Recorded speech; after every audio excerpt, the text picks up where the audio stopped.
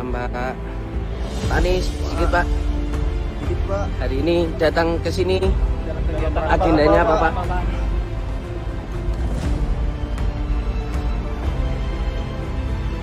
Tantangan besar insya Allah bisa dilewati bila keyakinan itu ada. Dan malam hari ini saya menyaksikan dari dekat. Dan tadi dijelaskan tidak ada sedikit pun yang berubah ikhtiar kita untuk bekerja menghadirkan keadilan, menghadirkan kesetaraan, menjaga persatuan, jalan terus. Tidak ada yang berubah, tidak ada yang bergeser, dan tidak ada yang melambat. Kejaksaan Agung Republik Indonesia menetapkan Menteri Komunikasi dan Informatika Johnny G. Plate sebagai tersangka dan langsung ditahan. Plate diduga melakukan korupsi penyediaan menara base transceiver station atau BTS 4G dan infrastruktur pendukung 1, 2, 3, 4, dan 5 bakti Kementerian Kominfo tahun 2020-2022. Direktur Penyidikan Jampitsus Kejagung Kuntadi mengungkapkan penetapan tersangka terhadap Plate terkait wewenangnya sebagai pengguna anggaran dan posisinya sebagai menteri. Menanggapi peristiwa tersebut, pengamat politik Rocky Gerung menyatakan bahwa hal ini merupakan permainan Presiden Jokowi yang ingin mengganggu Surya Paloh karena mencalonkan Anies Baswedan sebagai calon presiden 2024. Nasdem, Surya Paloh terutama.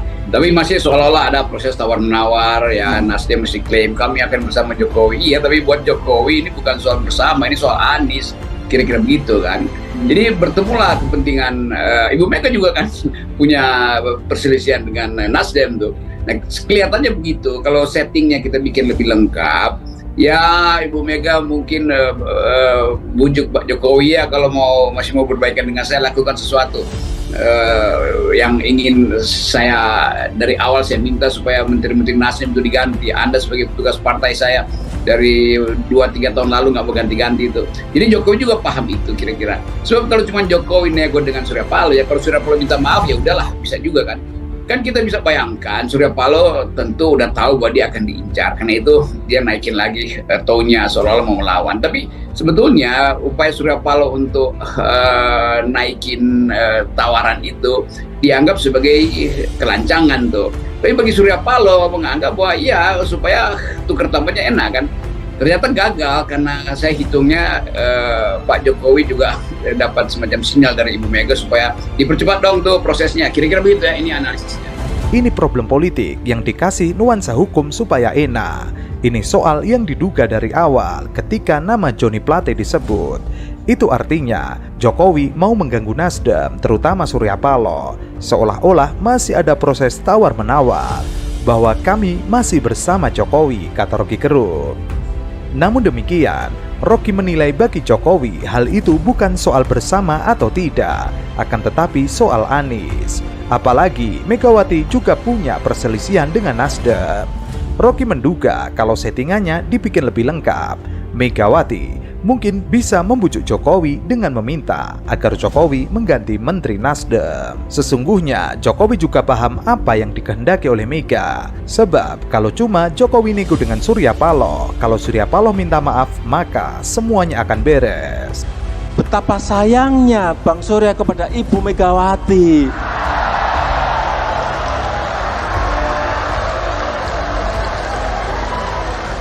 Coba sahabat sejati saya yang paling saya sayangi, Ibu Megawati Soekarno Putri, beliau sampaikan, jadi salah besar kalau ada yang menyampaikan koalisi ini sudah tidak rukun. Keliru gede sekali. Kita rukun-rukun saja, nggak ada. Ya kalau pas Bu Mega nggak nyalami Bang Surya, itu kelewatan saja.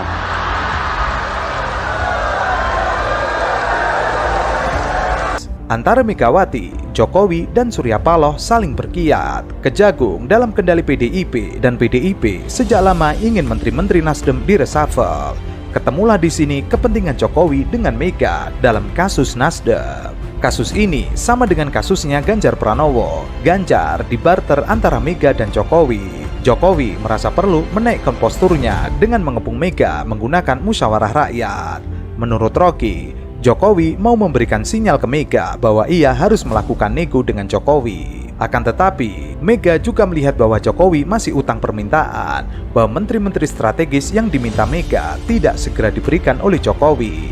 Dengan cara seperti ini, skenario ini bisa diduga sejak awal bahwa Anies bisa dibatalkan melalui kriminalisasi di Nasdem. Katanya nomor 3. Ya kalau nomor 3 nggak usah dijegal lah, dia pasti kalah juga dalam pemilu, bener nggak? Harusnya dia Kalau konsisten ya. Oke. Kalau konsisten itu, kalau memang percaya dengan hasil survei, ya nggak usah pakai jegal, cuma jegal. Tapi kalau menjegal kan berarti nggak percaya sama survei. Kira-kira gitu. Jadi saya sih lihat ini aneh gitu. Kalau ada percakapan soal jegal menjegal, padahal yang mau dijegal ini posisinya nomor 3 menurut hasil Survei. Jadi buat saya yang penting kita jalan terus, sampaikan apa yang menjadi misi kita, dan kepentingan kita adalah rakyat Indonesia merasakan keadilan, hidup yang lebih baik. Itu aja. Nanti sambil jalan saya percaya warga akan bisa menilai dengan objektif. Masyarakat kita cerdas, masyarakat kita bisa memilih dengan tenang, dengan matang. Di Jakarta waktu Pilkada DKI, kita menemukan fenomena yang serupa. Seingat saya belum pernah ada satu survei pun yang mengatakan kami nomor 1. Nggak ada. Semua kami nomor 2 atau nomor 3, hampir semuanya bilang nomor 3. Bahkan ada yang melakukan survei seminggu sebelum Pilkada. Dan sebuah koran terkemuka sekali yang Litbangnya menyelenggarakan itu. Yang Litbang itu sampai sekarang sering mengumumkan itu juga, itu Litbang itu. Dan dulu fatal betul kekeliruannya. Cuman kita kan semua belajar dari pengalaman itu. Urusan survei biarlah itu urusan para surveyor, dan Litbang itulah yang bertanggungjawabkan. Tapi bagian kita adalah mempertanggungjawabkan amanatnya kepada rakyat. Sementara itu, pengamat kebijakan publik Gikin Prikinanto mengomentari penetapan Menteri Komunikasi dan Informatika Johnny Jerat Plate sebagai tersangka korupsi. Menurutnya, Plate hanya sasaran antara bukan sasaran yang sesungguhnya. Adapun sasaran tembak yang sesungguhnya adalah pencalonan Anies Baswedan. Sementara itu, Menteri Koordinator Bidang Politik, Hukum dan Keamanan Mahfud MD telah mengingatkan Kejaksaan Agung soal Johnny Jerat Plate. Johnny adalah Menteri Komunikasi dan Informatika sekaligus kader Partai Nasdem yang ditahan sebagai tersangka kasus dugaan korupsi. Tidak apa-apa, hukum harus berjalan. Penahanan itu sudah sesuai hukum. Jadi memang harus diteliti berulang-ulang karena beririsan dengan politik. Nanti kalau ditindak dibilang ini tindakan politik. Karena punya masalah politik, saya bilang hati-hati. Tetapi kalau bukti sudah cukup jangan ditunda. Menurut Mahfud, jika Kejagung sudah memiliki 2 alat bukti, jangan menunda penetapan tersangka karena bisa menghalangi penegakan hukum. Sementara itu, Surya Paloh mengatakan bahwa jangan ada intervensi dari pemerintah. Transparansi yang seutuhnya. Sekali lagi saya katakan, transparansi yang seutuhnya. Periksa seluruh yang kemungkinan. Dari ujung kiri ke ujung kanan, dari barat timur, atas bawah, siapa saja yang terlibat. Periksa juga seluruh unsur yang ada di institusi manapun, termasuk Partai Nasdem ini. Nasdem welcome itu. Kita menyambut itu. Dan berikan juga hukuman yang setimpal. Tanpa ada lex spesialis dalam pengertian privilege. Si A boleh diperiksa, si C tidak boleh diperiksa. Semakin sedih lagi kita. Semakin sedih.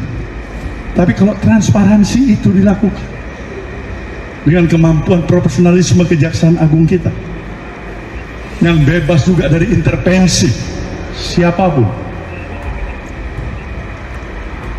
dan juga kepentingan politik dari manapun, kenapa kita tidak berikan dukungan sepenuhnya? Jadi kalau kawan-kawan tanya, saya mau berikan dukungan sepenuhnya atau setengah. Saya bilang totalitas kita akan berikan dukungan.